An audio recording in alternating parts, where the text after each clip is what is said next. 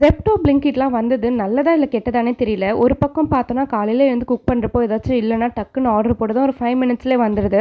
இன்னொரு பக்கம் யோசிச்சோன்னா, இதெல்லாம் வரதுக்கு முன்னாடி நம்ம கடைக்கு போய் வாங்கிட்டு வருவோம். இதனால ஒரு சின்ன ஃபிசிக்கல் ஆக்டிவிட்டியா இருக்கும். அதனால நமக்கும் நம்ம வாக்கிங் போலனாலும் ஏதோ ஒரு எக்சர்சைஸ் பண்ண மாதிரி இருக்கும். ஆனா, இப்போ அதுவும் இல்லாம போயிருச்சு. இப்போ இதெல்லாம் வந்தது உங்களுக்கு பாசிட்டிவா இருக்கா? இல்ல நெகட்டிவா இருக்கான்னு சொல்லிட்டு உங்களோட தாட்ட கமெண்ட் பண்ணுங்க. மார்னிங்க்கு வந்து இந்த கொத்துக்கறி வச்சு கிரேவி பண்ணலாம் அப்படின்னு சொல்லிட்டு தான் மட்டன் கொத்துக்கறி வாங்கிட்டு வர சொல்லியிருந்தேன். ஆனா, மட்டன் கடையில செம்ம கூட்டமா இருந்துச்சா, நீங்களே நார்மல் கறி வாங்கிட்டு போயிட்டு கொத்து மாரி பண்ணிக்கோங்க அப்படின்னு சொல்லிட்டு குடுத்துட்டாங்க. அதுக்கப்புறம் நாங்களே அத நல்லா குட்டி குட்டியா கட் பண்ணி எடுத்துக்கிட்டோம். ஃபர்ஸ்ட் டைம் பண்றோமே எப்படி வருமோ அப்படின்னு சொல்லிட்டு லைட்டா பயமா தான் இருந்துச்சு. சரி பண்ணுவோம் அப்படின்னு சொல்லிட்டு பண்ணிட்டு இருந்தேன்.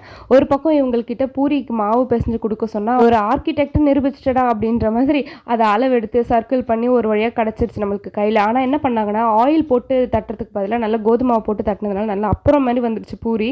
என்னடா ஆச்சு அப்படின்னு சொல்லி யோசிச்சப்ப தான் தெரிஞ்சது ஆயில் போட்டுருக்கணும்னு சொல்லிட்டு, அப்புறம் மத்த பூரிலாம் ஆயில் போட்டு தட்டி எடுத்தாச்சு. கிரேவி வேற லெவல் டேஸ்ட்டா இருந்துச்சு.